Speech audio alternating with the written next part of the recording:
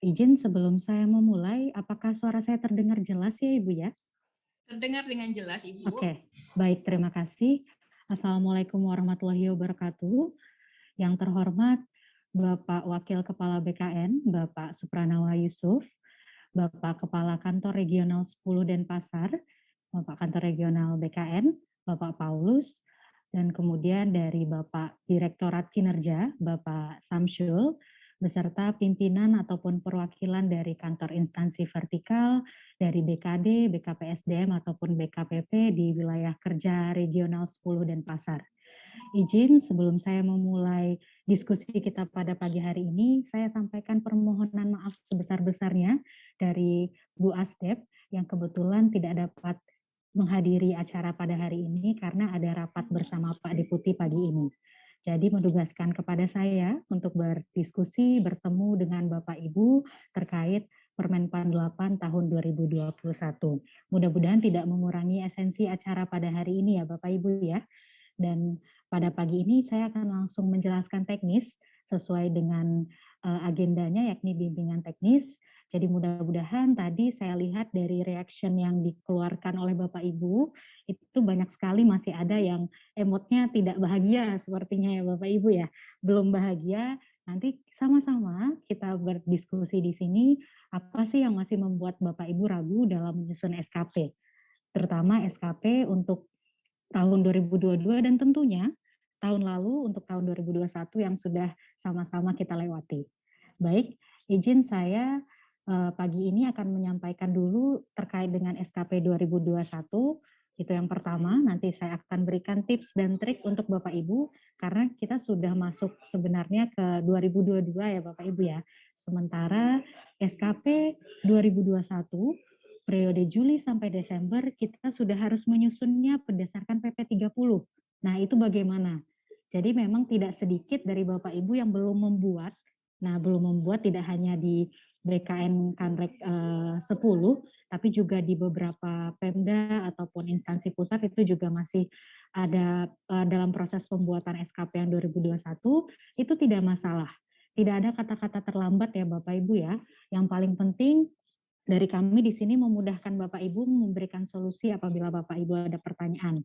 Jadi saya berikan angin segar dulu ya Bapak Ibu ya. Untuk SKP tahun 2021 idealnya memang tadi yang seperti sudah disebutkan oleh Pak Wakil Kepala BKN. Itu sangat ideal. Bapak Ibu itu sudah harus menyusunnya dengan dialog kinerja yang keberhasilan dialog kinerja itu nanti tergambar dalam yang namanya matriks peran hasil. Nah, tapi tahun 2021 itu adalah tahun transisi dan yang kita fokuskan adalah sekarang tahun 2022.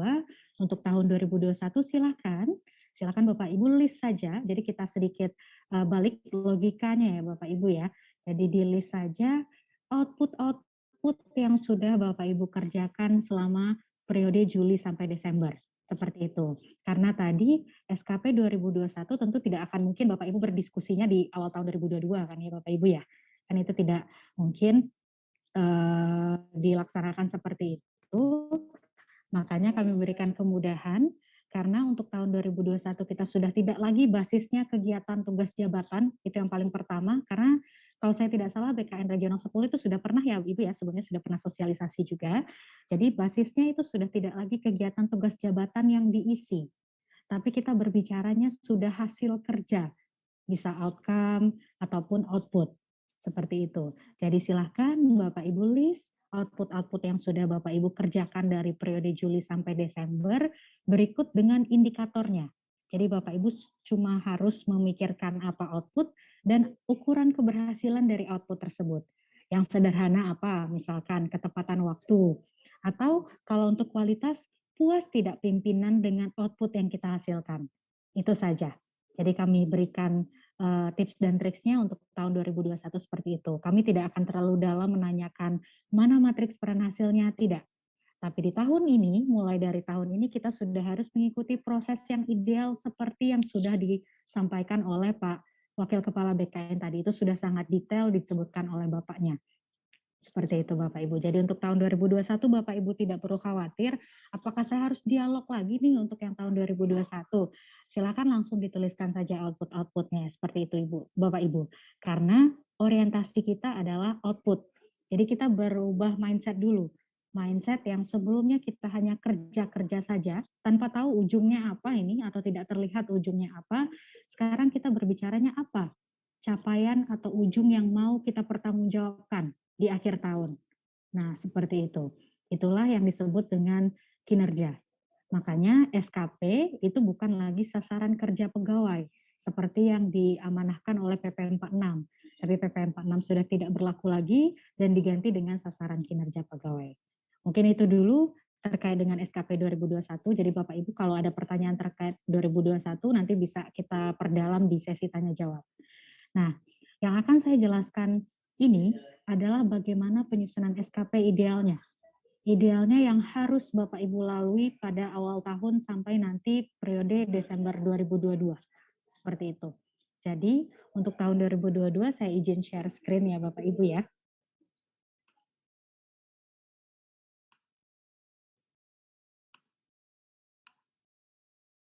Oke, mudah-mudahan sudah terlihat paparannya. Tadi Sudah Pak terlihat Ibu. Oke, baik, terima kasih. Tadi Pak Wakil Kepala BKN juga sudah menjelaskan detail, jadi ada beberapa permasalahan sebenarnya ya Bapak Ibu yang coba kita perbaiki dengan PP 30, itu mulai dari keselarasan kinerja organisasi dengan individu. Tadi Pak Wakil Kepala BKN telah menyatakan bahwa selama ini kinerja organisasi itu bisa tidak tercapai, atau mungkin biasa-biasa saja ya capaiannya ya. Seperti contoh, jalanan di kota itu belum bersih atau sampah masih berserakan, tapi pegawai-pegawai di dinas kebersihannya predikat kinerjanya hanya 2, hanya baik atau sangat baik. Nah, artinya di situ antara individu itu kinerjanya tidak mendukung keberhasilan dari organisasinya, belum selaras. Nah, itu yang tadinya akan coba kita perbaiki dengan PP 30 dan Permenpan 8. Lalu juga terkait dengan kesetaraan kinerja. Jadi pegawai di level yang sama seperti pimpinan di level JPT atau kepala kantor itu belum setara kinerjanya. Ada yang sudah berbicara outcome, tapi ada beberapa pimpinan yang masih berbicaranya aktivitas. Nah, seperti itu. Itu juga yang sama-sama harus kita diskusikan ke depannya bagaimana memperbaikinya. Nah, tadi juga telah disinggung bagaimana dengan birokrasi yang agile. Jadi seperti yang Bapak Ibu tahu, kita sudah mulai tidak ada lagi jabatan eselon 3 atau eselon 4 itu sudah disederhanakan menjadi jabatan fungsional. Itu mekanisme kerjanya bagaimana? Dan bagaimana dari mekanisme kerja itu pejabat atau pegawai tetap dapat menghasilkan kinerja atau output yang tepat untuk mendukung organisasinya. Nah, nanti dari keselarasan, birokrasi yang agile, harapannya adalah kita memperbaiki skema remunerasi kita.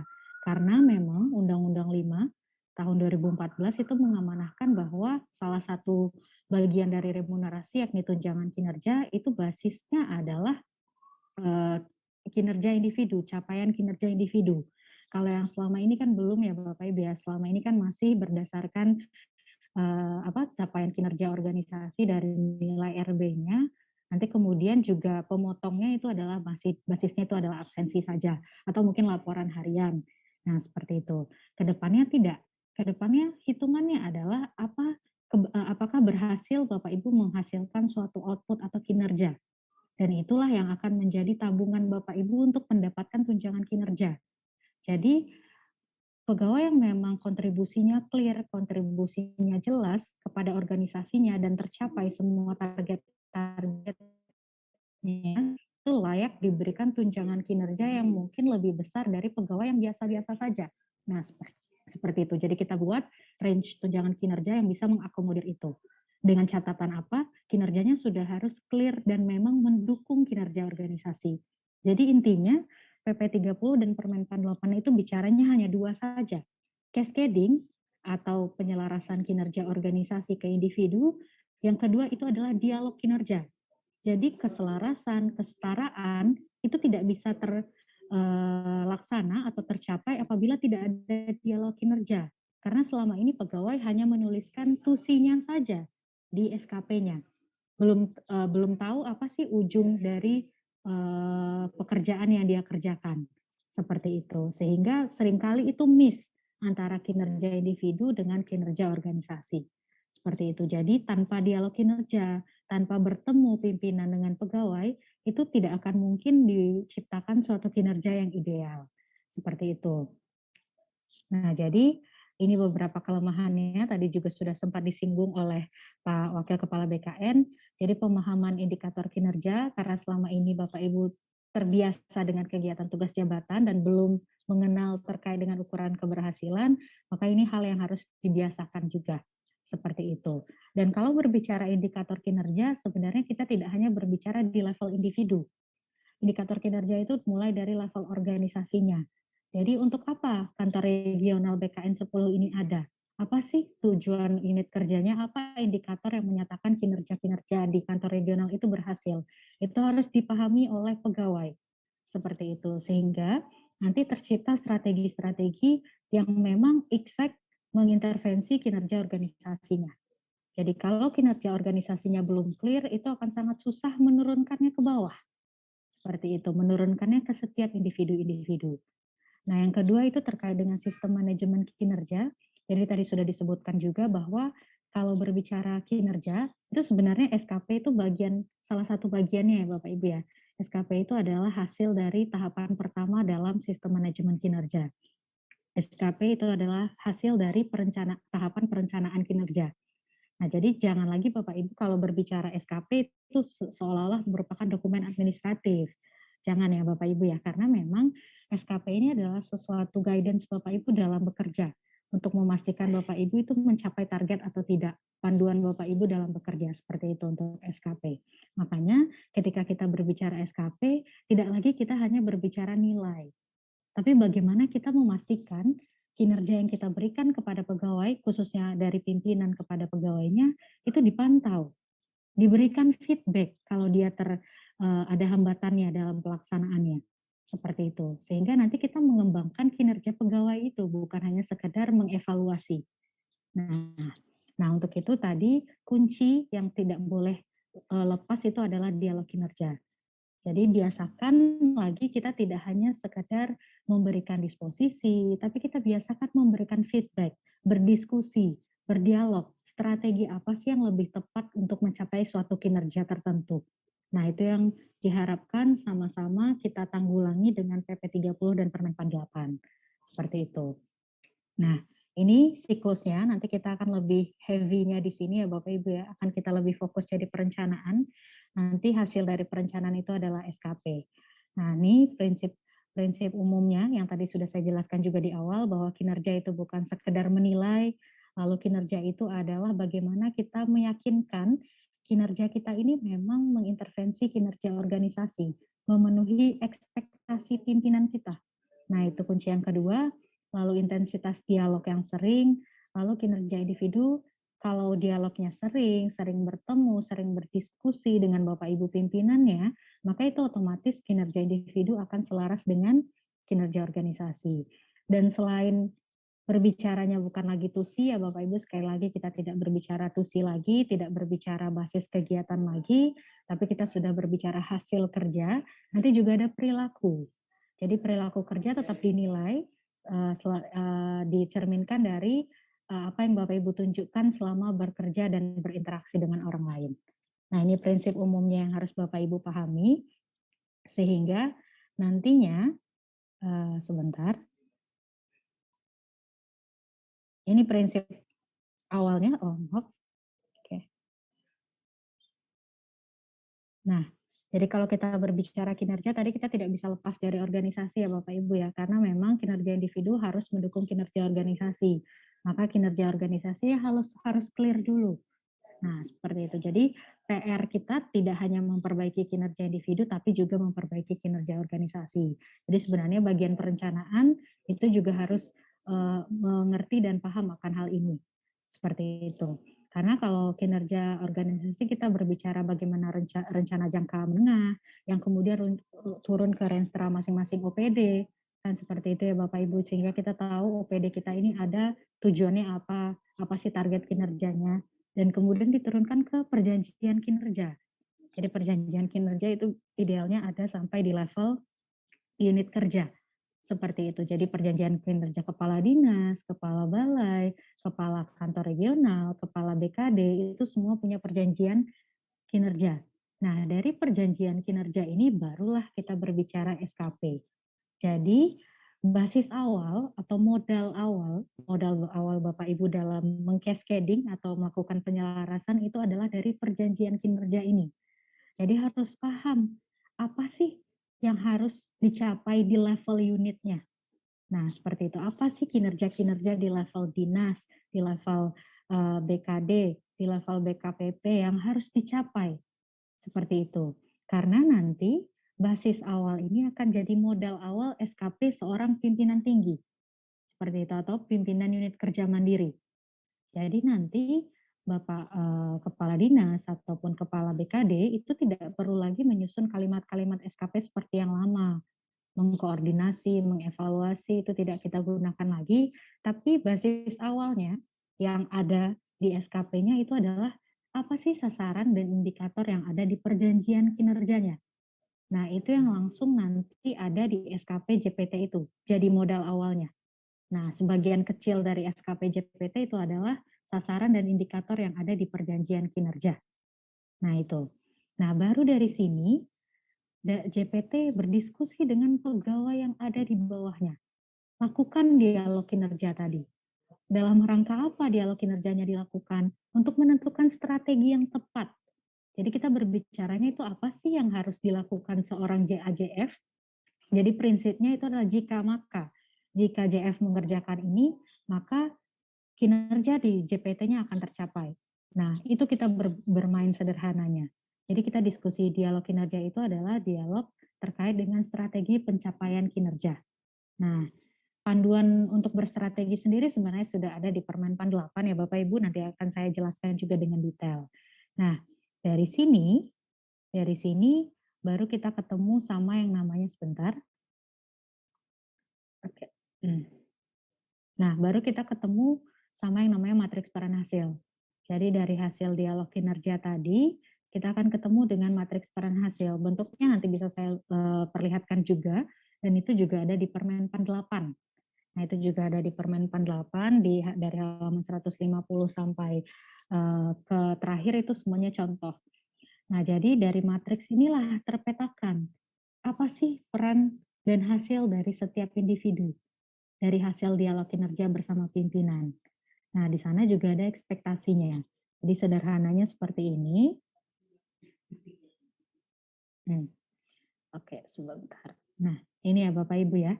Jadi ini langkah yang harus dilakukan, yang Bapak Ibu bisa lakukan. Jadi pertama itu pimpinan, dalam hal ini JPT ya Bapak Ibu ya. JPT itu harus melakukan dialog tadi, dialog kinerja. Dia menjelaskan apa sasaran yang harus dicapai, indikator yang harus dicapai pada tahun itu, dan atau jika ada direktif-direktif baru silakan ditambahkan di SKP JPT tersebut. Nah, dari hasil dialog kinerja itu apa yang akan dihasilkan itu adalah strategi. Nah, jadi kinerja JPT ini mau diapakan? Seperti itu, mau kita bagi aspek kah, mau kita bagi wilayah kah, atau mau kita bagi beban target kuantitatifnya. Nah, kita nyebutnya itu dengan cascading direct atau cascading langsung. Atau bisa juga, apa nih layanan-layanan yang harus dihasilkan untuk memperkuat tadi kinerja di level JPT? Apa layanan yang harus ada? Apa output yang harus dihasilkan? Nah, itu disebut dengan cascading non-direct atau cascading tidak langsung. Nah, seperti itu Bapak Ibu. Nah, dari hasil ini kita akan ketemu siapa nih PIC-PIC-nya. Siapa yang bertanggung jawab terhadap wilayah A misalkan. Siapa yang bertanggung jawab terhadap produk A dari hasil dialog tadi. Nah, jadi kita tidak menerka-nerka lagi, kita tidak ngawang-ngawang lagi apa yang dimau atasan, dialog dengan atasannya. Nah, nanti setiap pegawai itu terpetakan perannya apa, hasilnya apa. Seperti itu. Nah, dari sini nanti akan ketemu kita matriks. Matriks ini hanya seperti dashboard pimpinan ya Bapak Ibu ya. Dashboard pimpinan, kita akan bisa melihat memetakan setiap peran hasil pegawai. Jadi akan kelihatan mana pegawai yang kontribusinya banyak sekali ternyata selama ini, atau mana pegawai yang bisa ditambahkan peran hasilnya.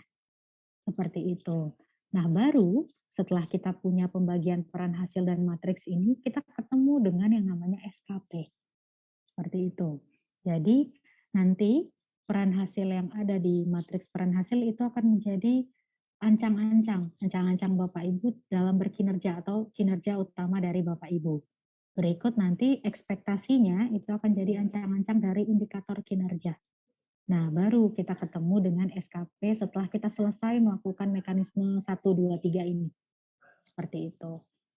Jadi nanti sederhananya, nanti ini saya contohkan bagaimana metode kita membagi ke bawah. Nanti kita ketemu matriksnya seperti ini. Sebentar ya Bapak Ibu ya.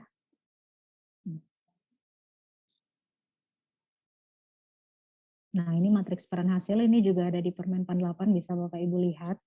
Nah, ini matriks peran hasil. Jadi nanti dijabarkan setiap IKI di level JPT itu ke kanan, itu dijabarkan ya Bapak Ibu ya. Dijabarkan ke kanan, lalu di list siapa pegawai-pegawai yang ada di bawah JPT tersebut. Nah, seperti itu. Nah, dari setelah selesai kita list siapa anggota timnya, apa indikator yang harus dicapai di level JPT karena itu representasi unitnya, apa tadi pembagian peran hasil yang sudah diperoleh melalui dialog kinerja. Seperti itu. Nah, bisa dilihat ya sih nanti setiap pegawai itu akan punya output-output beserta ekspektasinya untuk mendukung IKI-IKI yang ada di level JPT-nya. Seperti itu.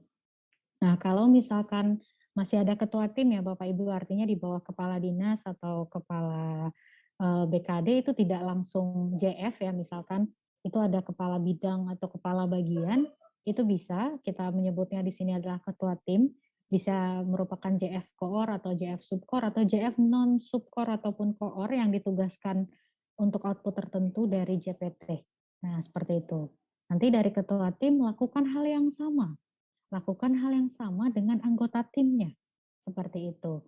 Jadi dilakukan dialog kinerja juga untuk menentukan peran hasil dari pembagian sebelumnya dari JPT ke ketua tim kerja. Seperti itu. Jadi nanti di sini terpetakan semuanya. Kalau misalkan ini di aplikasi, ini akan lebih gampang. Kita sistemnya sistem tagging. Seperti itu, tagging saja mana kinerja atasan yang kita intervensi. Seperti itu. Jadi bisa dilihat di sini, setiap indikator JPT itu harus ada yang berperan di sana. Nah, kalau IKI 1 ini yang berperan adalah Ketua Tim Kerja 1 dan JF. Untuk IKI 2 itu 2 ketua tim, JF tidak berperan di sana. Untuk IKI yang ketiga yang berperan Ketua Tim 2 dan JF. Artinya, setiap indikator itu wajib diintervensi oleh pegawai yang ada di bawah JPT. Tapi tidak harus setiap JF itu mengintervensi setiap IKI. Jadi kalau di sini melihat ada NA atau not available, artinya ketua tim ini tidak berperan untuk IKI ketiga JPT. Nah, bisa juga satu peran hasil itu mengintervensi tidak hanya satu, bisa sekaligus 2 indikator JPT. Nah, jadi fleksibel saja, tergantung hasil dialog kinerja dari si JF tadi dengan pimpinannya. Seperti itu. Nah, baru dari sini kita ketemu dengan SKP. Nah, ini SKP, ini form SKP. Jadi nanti untuk kolom 2, nah ini ya Bapak Ibu yang merah ini, kolom 2 dan kolom 3 itu adalah matriks penyajian saja. Nah, ini penyajian saja ya Bapak Ibu ya. Jadi kalau matriks peran hasilnya sudah ada, otomatis nanti 2 dan 3 itu terisi. Artinya Bapak Ibu tahu peran hasil Bapak Ibu itu intervensinya kemana. Nah, 3 ini adalah peran hasil yang sudah tadi didialogkan. 2 adalah intervensinya kemana. Saya ini berguna atau menghasilkan kontribusi untuk kinerja atasan saya yang mana. Seperti itu. Baru kita ketemu dengan ukuran keberhasilan. Nah, nanti bagaimana ya ketepatan waktu output yang saya hasilkan. Nah, persentase yang harus akurat berapa ya? Misalkan seperti itu. Nah, itu adalah indikator-indikator yang bisa kita bangun. Berikut juga dengan target. Jadi tidak lagi Bapak Ibu harus menuliskan 100%, 12 bulan, tidak. Tadi pesannya Pak Wakil Kepala BKN juga bagaimana kita menuliskan kinerja yang real. Kinerja yang memang ditagih oleh pimpinan Bapak Ibu yang merupakan ekspektasi dari pimpinan Bapak Ibu. Nah, itulah kinerja. Tuliskan targetnya. Misalkan Bapak Ibu ditugaskan untuk update data ya, biasanya kalau di kepegawaian itu outputnya adalah data di aplikasi kepegawaian itu update setelah 2 hari setelah kenaikan pangkat, misalkan seperti itu ya, update data pegawai. Nah, tulis di rencana kinerjanya atau rencana outputnya itu adalah data pegawai yang naik pangkat itu terupdate maksimal 2 hari setelah pelantikan. Misalkan seperti itu bahasa-bahasa hasil kerja, bahasa-bahasa kinerja. Indikatornya, berarti dari segi waktu, ketepatan waktu, update data. Nah, seperti itu. Targetnya adalah maksimal 2 hari setelah proses pelantikan selesai. Itu yang dituliskan. Jadi kita lebih di sini bercerita, lebih bercerita karena tidak semua ekspektasi itu bisa dikuantifisir seperti itu. Nah, ini form SKP untuk JADF nanti lebih lengkapnya nih akan saya jelaskan juga. Nah, ini kalau untuk JPT itu sederhana saja ya Bapak Ibu ya. Jadi kalau untuk JPT kita tinggal menuliskan sasaran di rencana kinerjanya, indikatornya itu indikator yang ada di PK, kalau ada di Renstra yang belum masuk ke PK itu boleh ditambahkan, lalu direktif. Jadi terkadang memang pada tahun berjalan misalkan kepala daerah itu memberikan direktif-direktif baru yang tidak tercantum di perjanjian kinerja, itu silahkan ditambahkan di SKP. Boleh, karena SKP kita itu dinamis, berkembang, karena kita mengembangkan kinerja pegawai. Jadi kinerja pegawai itu tidak yang statis, kaku, yang setelah ditetapkan terus nggak bisa diapa-apain lagi, tidak. Jadi silakan ditambahkan direktif-direktif baru yang muncul di pertengahan tahun, seperti itu. Jadi PK tadi itu hanya modal awalnya saja. Jadi nanti SKP itu akan lebih luas dari perjanjian kinerja itu sendiri. Seperti itu. Baru nanti indikatornya juga dituliskan, berikut juga dengan target. Seperti itu. Nanti kalau ada rencana aksi atau inisiatif strategis juga bisa ditambahkan di SKP. Ini untuk CPT. Nah, untuk JA, oke, sebentar. Nah, kalau untuk JA sederhananya seperti ini saja, tadi sudah saya jelaskan juga sempat di awal. Jadi 2 dan 3 ini adalah penyajian ya Bapak Ibu ya. Jadi kalau sudah punya matriks, apalagi kalau nanti sudah ada aplikasinya, ini akan jadi lebih jauh, lebih mudah.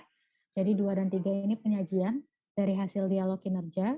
Bapak Ibu tahu kinerja Bapak Ibu itu akan mengintervensi kinerja atasan yang mana. Berikut dengan indikatornya dan targetnya juga. Seperti itu. Nah, untuk JF juga sama, tapi JF itu lingkup penugasannya itu lebih luas. Jadi JF area bermainnya itu lebih besar. Jadi JF tidak hanya bisa mengintervensi untuk atasan langsungnya, tapi bisa mengintervensi sampai level unit, sampai level organisasi. Seperti itu. Jadi JF tidak hanya mengintervensi atasan langsung, tapi kalau ada dapat penugasan langsung, misalkan JF tersebut di bawah kabit, dapat penugasan langsung dari kepala BKD-nya, boleh, sangat boleh sekali untuk JF. Nah, nanti nomor 3 itu adalah apa sih output yang harus dia lakukan dari hasil dialog dan penugasan tersebut. Nah, berikut juga dengan targetnya. Sederhananya seperti ini untuk SKP JF. Seperti itu. Jadi memang tujuannya untuk apa ya Bapak Ibu ya? Karena kita ingin mendapatkan ini. Sebentar. Nah, ini kesetaraan indikator. Jadi memang di level JPT itu levelnya itu harusnya sudah mencerminkan outcome atau dampak atau hasil manfaat di stakeholder. Seperti itu. Apa sih manfaat yang harus dihasilkan di level unitnya itu harus clear dulu dan itu akan menjadi bagian dari SKP JPT. Seperti itu. Nah, di level bawahnya lagi administrator, pengawas atau ketua tim kerja. Itu bisa intermediate outcome atau bagian-bagian dari outcome. Atau bisa juga dengan output kendali sedang. Output kendali sedang ini adalah output-output yang penyelesaiannya berimbang. Berimbang antara si pemilik output dengan stakeholdernya, penyelesaian output tersebut. Nah, contohnya apa? Kepuasan penerima layanan, keterlibatan dan inovasi pegawai, ataupun produk dari unit kerja.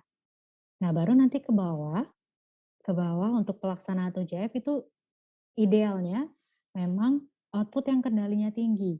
Jadi apa sih output-output yang tergantung si JF ini rajin atau tidak. mau atau tidak menyelesaikannya. Nah, itu saja.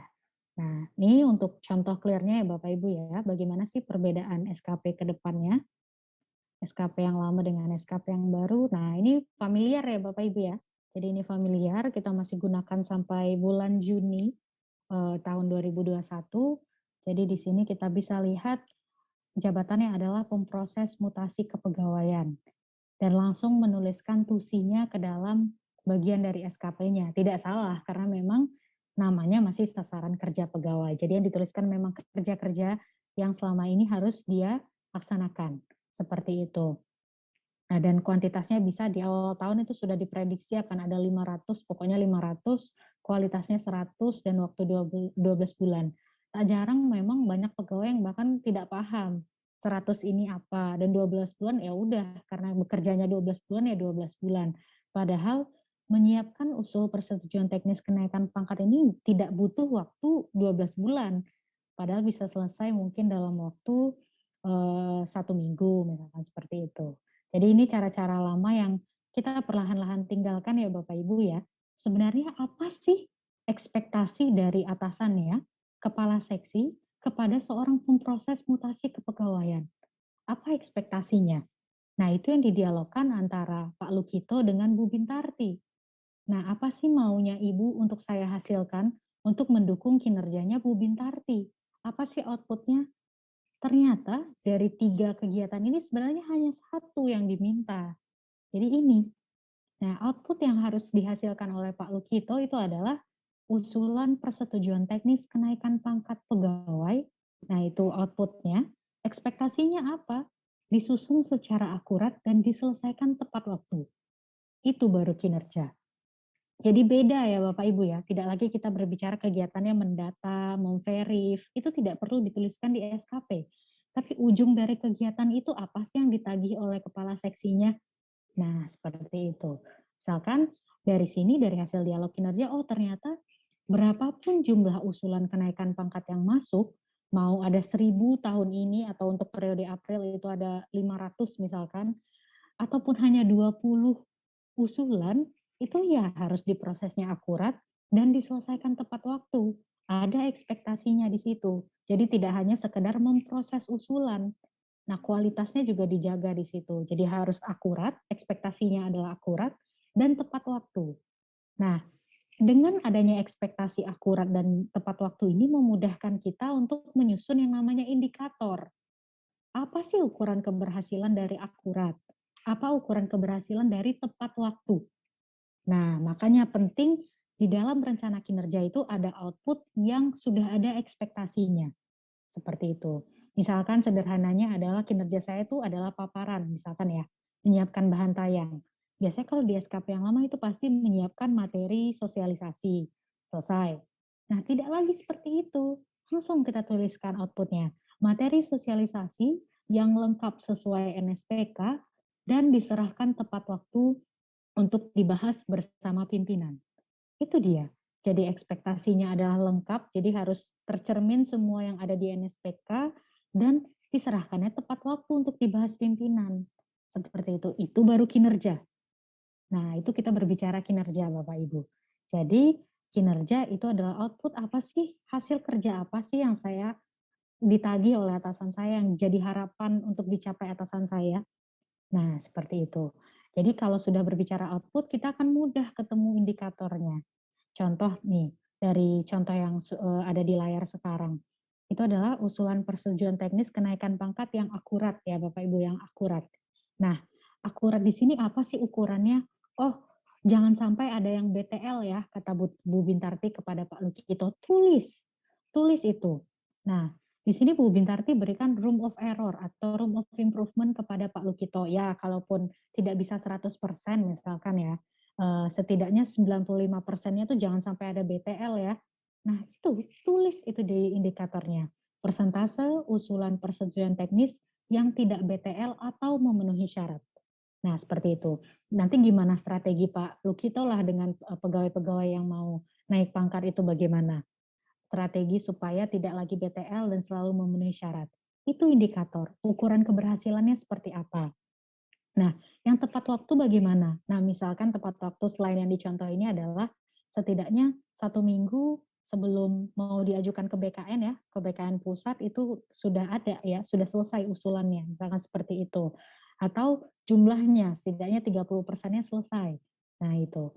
Ini didiskusikan. Jadi tidak ada target-target mutlak di sini lagi seperti 100%, 12 bulan. Kita hindari yang seperti itu Bapak Ibu.